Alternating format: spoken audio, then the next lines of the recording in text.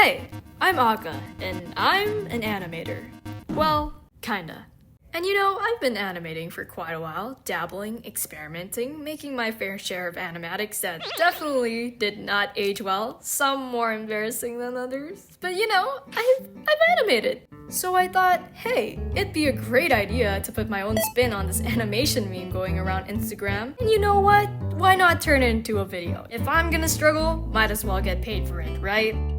First order of business is making a character sheet. Well, quote-unquote character sheet. Mine's more of a glorified mood board really, but hey, it gets the job done. I'm not complaining. It helps me figure out the general vibe of the animation, the color scheme, angles, you know. Can we just take the time to admire this color sheet I made? Isn't it so blubblicious? Okay, that's the word of the day, guys. I like to doodle my character in different angles and poses, you know, just to get used to this new art style I'm trying out. I ended up sticking with this color scheme, and yeah, I know, after all that experimenting, all those cool, vibrant options, this is what I chose. Good job, Aka. Peak creativity. But hey, it's fine. It's simple, you know?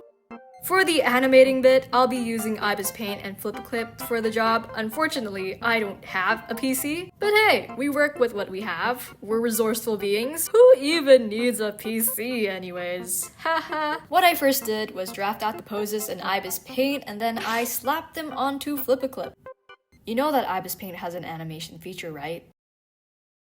I have tried animating on ibispaint, and honestly I had a lot of fun, but it limits their canvas sizes up to 640 by 640 pixels, and that really sucks for me, because whenever I view my animatics from my phone, I can literally see the goddamn pixels, and it does not look good, okay? FlipaClip does offer bigger canvas sizes, but it does offer a limited drawing experience. It's not as good. So my brain was like, why not use both? Look, we work smart and resourceful. That's it. Am I a professional animator by any means? No, but it works. I spent so long trying to get the timing right on this bit right here. Here's just a clip of me just going at it for 2 hours straight. I don't know how I did it. After finishing up the sketches on the segment of the animatic, it's time to do the fun stuff, and we're going back to ibispaint for this one. Look at us, doing line art like a champ. The good thing about drawing your frames on ibispaint is that you get to use as many layers as you want. Like, look at this file of clumped up layers. And if I just want to change the line art, all I need to do is alpha lock and boom. And I think most of us can agree that FlipaClip's fill tool is kind of scuffed. After drawing on our frames, we just plop them onto FlipaClip and just align them with our sketches we've made. Okay, this part looks a little bit inconsistent. We're just gonna casually redraw this bit over here. I decided to do a little zoom in on this part here, just for a little bit of dramatic effect. And here's the result of day 1 of animating. We ended up finishing the first bit of the animation, and it looks amazing.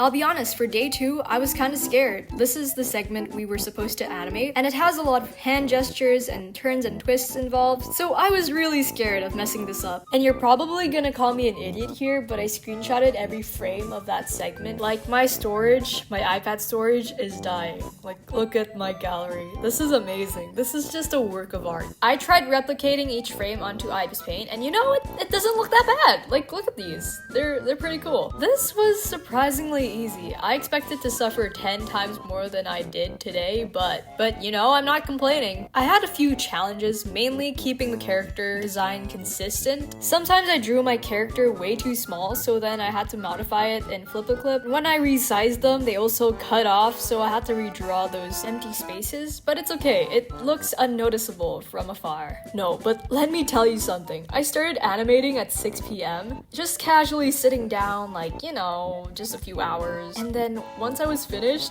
I casually looked at the time and I realized it was 1 a.m. 7 hours! 7 hours had gone by. I freaking locked in so hard that I might have transcended time itself. How is that even possible? What? Anyways, here's the result of day 2. Very cool.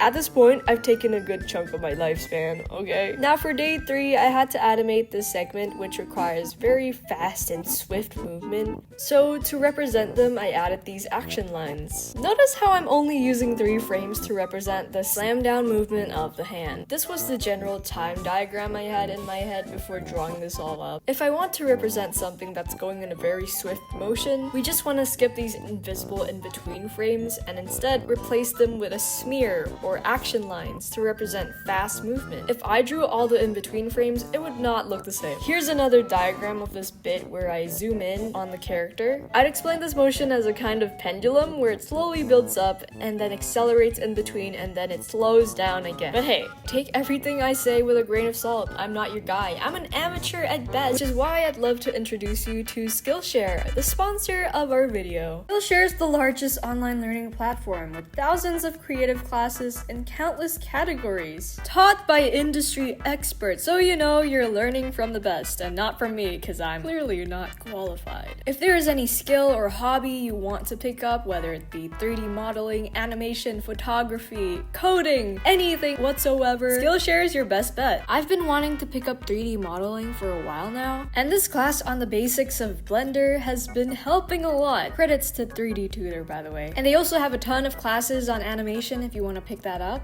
But actually, they have a ton of classes on everything. Almost everything, really. Like, look at these categories. The good thing about Skillshare is that it's an on-demand platform, which means you can take these online lessons anytime you want. Now, I don't know about you guys, but I really value my time. And Skillshare is just a good platform in general. So go check it out. The first 500 people to use my link in the description will receive a 1-month free trial of Skillshare. You know, at this point, I was slightly amused, slightly enthralled. I thought I would have spiraled into a full-blown existential crisis, but no. Could I have possibly, dare I say, liked animating? Surely impossible. Anyways, this is the result of day 3. Like, look at this part. Isn't she so cute with those dino hands?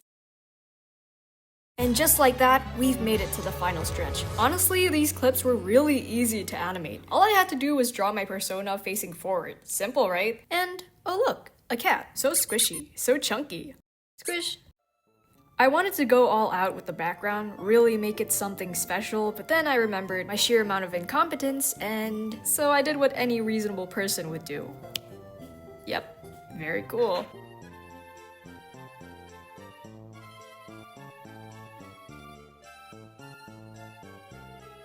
And so, after 4 days of dedicating my entire existence to animating, what did we learn? Well, I learned that I lost my sanity, my sleep schedule, and quite possibly my will to live. But anyways, on a serious note, you can check out the final animation on my channel on the shorts section, I think. It's just somewhere there. Just go check it out. But this was fun, you know? I got to sit in a chair for 4 days straight. That was very fun. 10 out of 10 experience. Would definitely do again. Maybe if I ever get a drawing tablet, we could try Animate again, but this time on my laptop. It's a pretty old laptop though, I don't know if it'll work, but we'll make it work. Oh wait, would you look at the time? It's almost 8 minutes exactly.